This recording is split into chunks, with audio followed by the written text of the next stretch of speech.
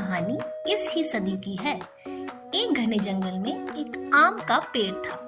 उस जंगल के पास ही एक छोटा सा गांव था। उस गांव का एक छोटा सा लड़का रामू उस जंगल में जाकर उस आम के पेड़ के साथ खेलता रहता था। वो उस पेड़ पे चढ़ता, आम खाता तो उस आम के पेड़ को भी बहुत खुशी होती। अब रामू रोज उस पेड़ के साथ नहीं खेलने लगा। एक दिन की बात है, रामू चलते चलते उस पेड़ के नीचे गया। वो बहुत दुखी था। पेड़ ने रामू से कहा, चलो रामू बेटा, मेरे साथ खेलो। रामू बोला, अब मैं छोटा बच्चा नहीं रहा हूँ, अब तुम्हारे साथ खेलूं।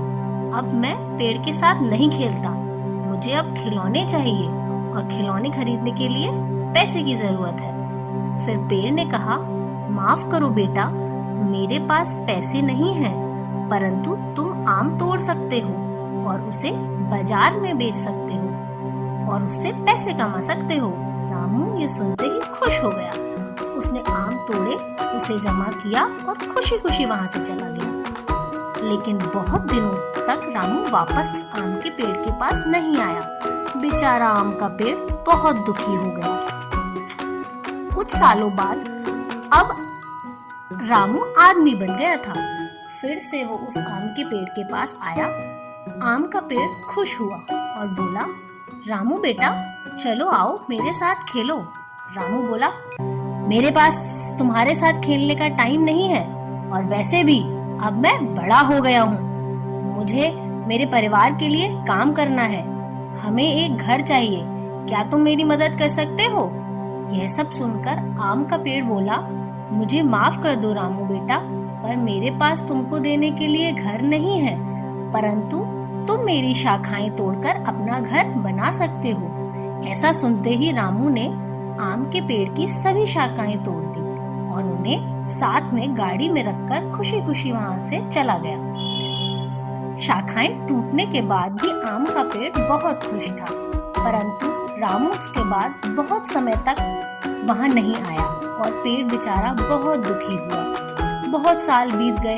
आखिर एक दिन रामू वापस आया। रामू को देखकर पेड़ बोला, मुझे माफ करना बेटा, परंतु तुम्हें देने के लिए अब मेरे पास कुछ नहीं बचा है और आम तो कब के खत्म हो गए। यह सब सुनकर रामू बोला, कोई बात नहीं, अब मेरे दांत भी तो नहीं है आम खाने के लिए। पेड़ बोला, तुम्हें खेलने के लिए अब शाखाएं भी नहीं है मेरे पास। फिर रामू बोला, पर अब मैं भी बहुत बूढ़ा हो गया हूँ, पेड़ पर नहीं चढ़ सकता। फिर पेड़ बहुत ही दयालु भाव से बोला, मेरे पास अब सच में कुछ नहीं बचा तुम्हें देने के लिए, बस यह मरने वाली जड़ ही है मेरे पास। और इतना कहकर आम का पेड़ बेचारा बहुत भावुक हो गया और रोने लगा। यह देखकर रामू बोला, अब मुझे किसी भी चीज की जरूरत नहीं है, अब मैं थक गया हूँ, बस आराम करना चाहता हूँ। फिर पेड़ ने कहा, तो फिर अच्छा है, पेड़ की जड़ें आराम करने के लिए सबसे अच्छी जगह होती हैं। आओ मेरे पास बैठो और आराम करो। फिर रामू पेड़ पर बैठ गया और आम का पेड़ बहुत खुश हुआ। दोनों भावुक हो गए और वहां बैठकर खुशी खुशी अपना समय व्यतीत करने लगे। तो मेरे प्यारे बच्चों, हमें इस दिल को छू लेने वाली कहानी से क्या शिक्षा मिलती है कि कैसे एक पेड़ हमारे जीवन में बस जीवन भर देते ही रहते हैं और इंसान उस बात की कद्र तक नहीं करता। पेड़ हमें छांव देते हैं, फल देते हैं, लकड़ियां देते हैं, पर हम इंसान उन्हें बेरहमी से हमारे फायदे के लिए काटते हैं और वापस कुछ नहीं देते।